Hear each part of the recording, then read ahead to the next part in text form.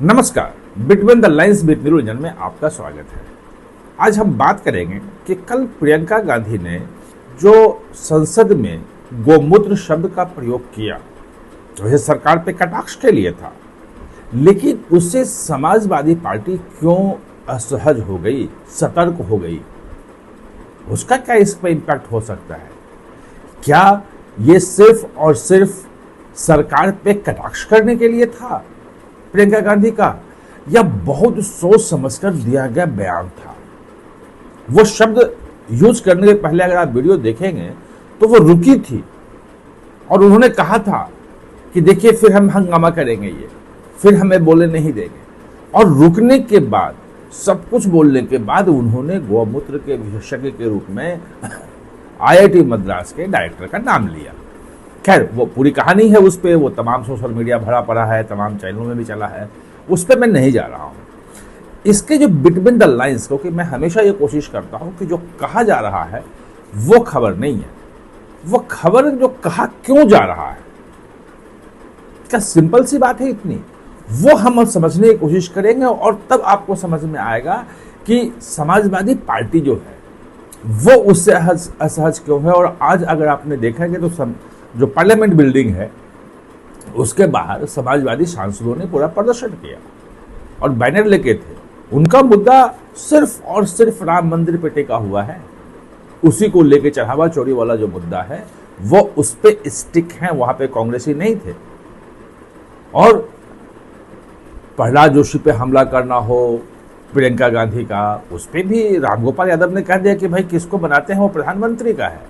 लेकिन प्रहलाद जोशी पे भी हमला जो है वो यूं ही हमला नहीं है, उसके पीछे कारण भी है, वो एक अलग से मैं थोड़ा सा समझाऊंगा आपको।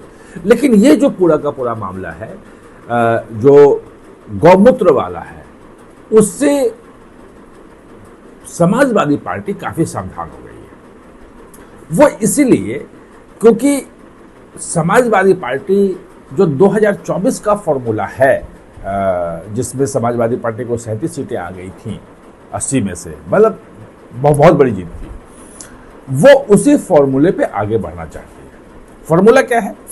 फॉर्मूला ये है कि मुस्लिम तो आएगा ही आएगा वोट, यादव हमें वोट देगा ही देगा, जाएगा कहाँ, तब लंबाई समीकरण इतने लंबे समय तक है और मुस्लिम को वोट आना ही आना है। अगर कुछ और जातियों को, हिंदू की जातियों को अगर हम वहां से जोड़ सके, जैसा जोड़ने में सफल रहे 2024 में, तो 2027 के इलेक्शन में सरकार बन सकती है। और इसीलिए वो जो कोशिश कर रहे हैं वो कर रहे हैं कि राम मंदिर जिसमें सबकी आस्था है वहां चढ़ावा चोरी हुई है, हिंदुओं का जो आहत हुए हैं हिंदू, वो मुद्दा उठा करके वो सरकार भाजपा के खिलाफ, सरकार के खिलाफ, योगी के खिलाफ, मोदी के खिलाफ वो एक माहौल बनाना चाह रहे हैं। वो चाहते हैं कि हिंदू मुस्लिम का मुद्दा जो है वो साइड लाइन रहे। योगी आदित्यनाथ कोशिश कर रहे हैं कि हिंदू मुस्लिम का मुद्दा जो है वो आए। उन्होंने तो 22 में तो सीधा कहा था कि 80-20 का ये इलेक्शन है, 80% हिंदू, 20% मुस्लिम, वो तय होगा, उससे निर्धारित होगा। खैर, वो एक अलग भाषा है। कल प्रियंका ने जो कहा उस पर हम आते हैं मेनली। दरअसल प्रियंका गांधी 2022 में जिम्मेवारी दी गई थी कि उत्तर प्रदेश में कांग्रेस को रिवाइव करना है। बेटी हूं, लड़ सकती हूं के नाम पे उन्होंने पूरा प्रचार भी किया, सब कुछ संभाला, महासचिव बनी थी, प्रभारी थे, कुछ हुआ नहीं।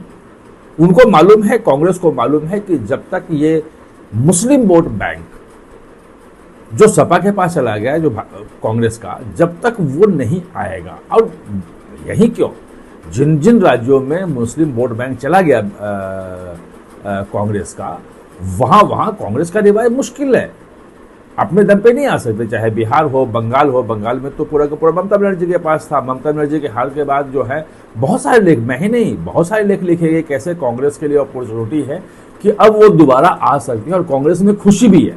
व्यक्तिगत बातचीत में कई सांसद कांग्रेस के कहते हैं कि भाई बहुत अच्छा हुआ कि वो अब कम से कम स्पेस जो है वो कांग्रेस के लिए बन गया है।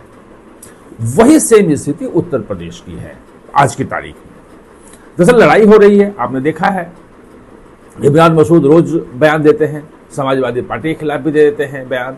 वो मुसलमानों को टारगेट करने के लिए उनको लगाया गया है, वो बयान उनके लगातार आ रहे हैं उस ढंग के, वो आगे बढ़ के बयान दे रहे हैं।